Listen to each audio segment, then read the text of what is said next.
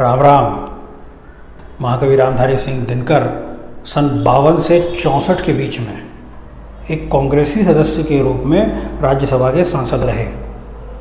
सन 63 का लोकसभा उपचुनाव जीतकर प्रखर समाजवादी नेता राम मनोहर लोहिया पहली बार संसद पहुंचे। इन दोनों महान विभूतियों में पहले से परिचय था, मगर इनकी मित्रता परवान चढ़ी जब दोनों सांसद हो गए। वे अक्सर सेंट्रल हॉल ऑफ पार्लियामेंट में मिला करते, जहां पर छेड़ने के उद्देश्य से लोहिया दिनकर से पूछते कि मित्र, कविता में तो तुम क्रांतिकारी हो, मगर संसद में कांग्रेस के सदस्य। इस तथाकथित विरोधाभास को स्पष्ट करने के उद्देश्य से दिनकर ने जो कुछ भी बातें, जो कुछ भी दलीलें अपने मित्र के सामने पेश की होंगी, उनका निचोड़ उन्होंने दिनचर्या नाम की एक कविता में प्रस्तुत किया। मैं उसी कविता की कुछ पंक्तियां आपके सामने प्रस्तुत करने जा रहा हूं। तब भी मां की कृपा, मित्र अब भी अनेक छाए हैं। तब भी मां की कृपा, मित्र अब भी अनेक छाए हैं। बड़ी बात तो यह है कि लोहिया संसद आए हैं। मुझसे पूछते हैं, मुझे पूछते हैं दिनकर, कविता में जो लिखते हो वह है सत्य या वह जो तुम संसद में दिखते हो? मैं कहता हूं मित्र, सत्य का मैं भी अन्वेषी हूं, सोशलिस्ट ही हूं, मगर कुछ अधिक जरा देशी हूं। मैं कहता हूं मित्र, सत्य का मैं भी अन्वेषी हूं, सोशलिस्ट ही हूं, मगर कुछ अधिक जरा देशी हूं। बहुत गलत कम्यून सही स्वाधीन व्यक्ति का घर है। उपयोगी विज्ञान मगर मालिक सबका ईश्वर है। और इस तरह कितने श्रेष्ठ अंदाज में महाकवि दिनकर ने अंतर्राष्ट्रीय साम्यवाद और भारतीय समाजवाद की बधिया उखेड़ दी। दिनकर आस्थावान थे, राष्ट्रवादी थे, मानवतावादी थे। ईश्वर की सर्वोच्च सत्ता में उनकी आस्था थी। अरे कैसे हो जाएं साम्यवादी, कैसे नकार दें अपने ईश्वर को?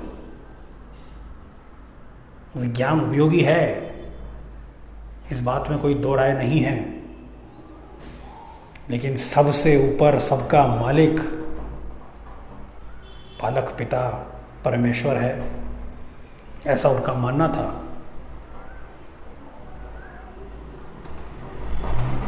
लोकतंत्र के लिए, समाज के लिए, गरीबों के लिए अपनी आवाज उठाने वाले दिनकर, अपनी कलम चलाने वाले दिनकर, निजी संपत्ति, जमीन, घर, परिवार, इसकी महत्ता जानते थे। कर्म प्रधान समाज है, लाभ और हानि व्यक्तिगत होने चाहिए, इस बात की उनको समझ थी। गरीब भारतीयों को कम्यून में खदेड़े जाने की बात उनको समझ में नहीं आती थी।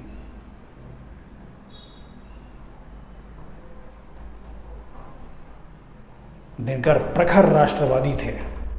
रूस और चीन से फर्रे लेकर अपनी राजनीति करने को तैयार नहीं थे, अपनी कलम बेचने को तैयार नहीं थे। हमारी समस्याएं अपनी हैं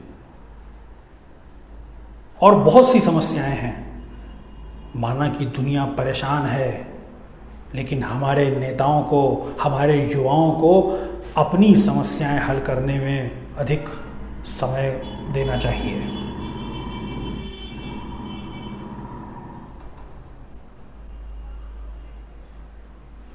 अंतर्राष्ट्रवाद की वेदी पर वह राष्ट्रवाद की बलि देने को तैयार नहीं थे। तो लोहिया, जिनका एक प्रखर व्यक्तित्व था और जिस पर घंटों चर्चा की जा सकती है, उनको यह उत्तर देते हुए दिनकर ने साफ किया, स्पष्ट किया कि सोशलिस्ट तो मैं भी हूं, समाजवादी मैं भी हूं, लेकिन जमीन से जुड़ा हुआ हूं, अपनी जमीन से जुड़ा हुआ हूं, तृणमूल हूं, नेहरूवादी हूं। लेकिन जब नेहरू ने हिंदी का विरोध किया तो मैंने संसद में खड़े होकर व्यक्तित्व दिया उसके विरुद्ध में। जब हम चीन से हारे तो नेहरू को लोकदेव कहने वाले इसी दिनकर ने परशुराम की प्रतीक्षा की रचना की और नेहरू को कटघरे में खड़ा किया।